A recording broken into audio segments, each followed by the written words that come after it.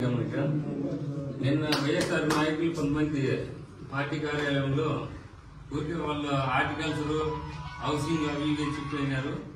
Horticulture 3 ఏళ్ళు పెట్టినా గానీ ఎక్కడే రైతులకి 10 రూపాయలు వచ్చిండేది లేదు. అదే సునీతమ్మ అక్క పీరియడ్ లో వైఎస్ఆర్ అయినా కానీ తెలుగుదేశం అయినా కానీ అందరికీ రైతులకు న్యాయం జరగాలని అక్కడే పదే గ్రామాల అభివృద్ధి జరగాలని చెప్తానండి. అలాంటి కార్యక్రమాలు ఈ వైఎస్ఆర్ ప్రభుత్వంలో జరగలేదు. దానికి రైతులు గాని గ్రామ ప్రజలు గాని ముఖ్యంగా కనగానపల్లిలో ఈసారి వైఎస్ఆర్ పార్టీకి రాకూడదు మెజార్టీ. వాళ్ళు నిన్న ముఖ్యంగా ఏమన్నారు, 3 ఓట్లుగా టీడీపీ రావన్నారు. కానీ కనగానపల్లి గ్రామంలో 3 కాదుగా 350 నుంచి 450 దాకా మెజార్టీ వచ్చేసుకోవడం